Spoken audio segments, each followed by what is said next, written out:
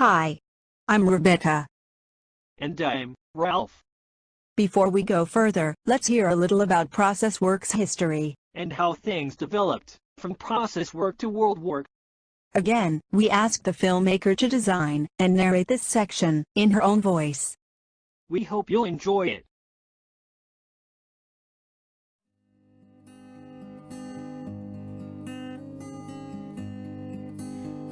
In the 1970s and 80s, Arnie developed Processwork, also known as process-oriented psychology.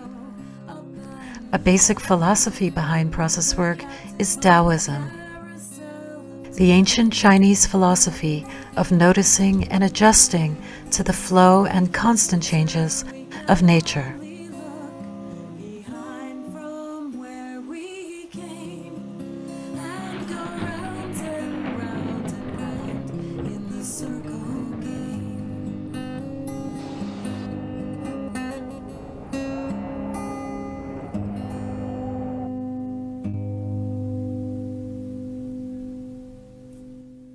Just as nature is always changing, people, of course, are also in the midst of constant change. And Arnie discovered that even within those aspects of life which seem very static and difficult, such as body symptoms or relationship issues, there's a flow of experience, as well as potential meaning and wisdom. For example, think of this man.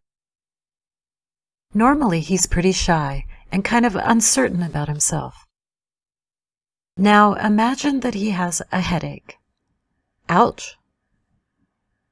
He might want to take an aspirin. That's one level or approach that many of us might take for a headache. At the same time, however, on another level, we could also ask him how he experiences his headache. In this case, the man said it felt as if a vice was tightening on his head. Something like this.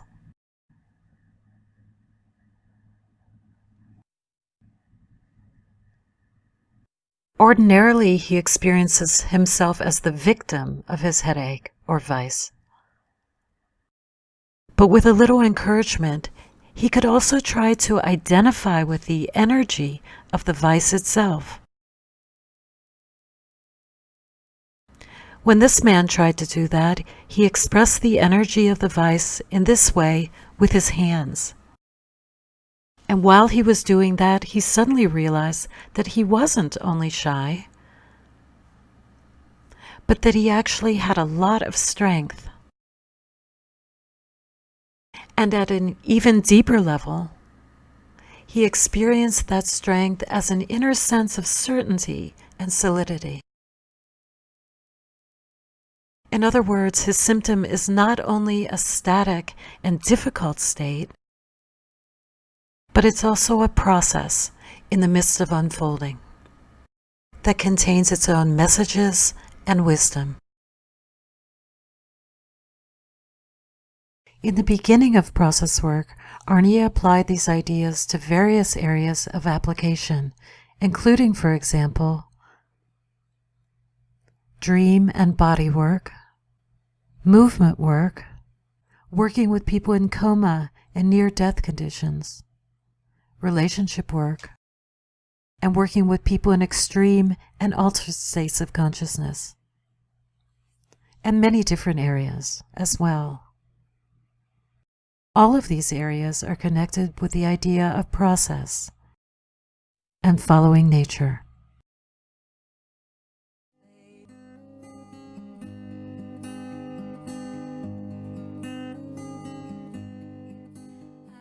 In the late 1970s and 80s, Arnie realized that while individual, couple, and family therapy methods can be very helpful, they're often not sufficient to deal with the larger social and community field in which we live,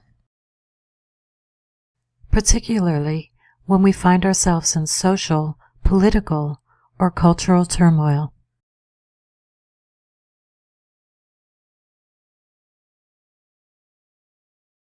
In other words, each individual, relationship, or family is embedded in a community,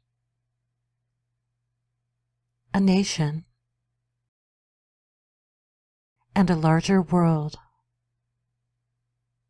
with varying degrees of conflict, challenges, and beauty. Worldwork then began to be applied, for example, to many areas, such as organizations, open city forums, international conflicts, and politics. And to such issues as race, gender, sexual orientation, health, economics, religion, environmental issues, and many more. Just like with an individual, a world worker appreciates a group's stated definition of itself and its known issues, while at the same time explores the group or community's little noticed, hidden dimensions. Its dreaming process as it flows down the sea of experience, whether flowing down quiet or stormy seas. By following each group's unique process, its inherent wisdom can emerge.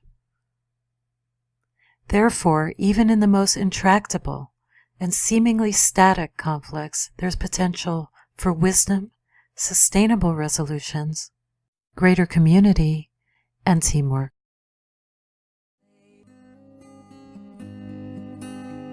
Okay, that was a little about the background of Processwork and Worldwork.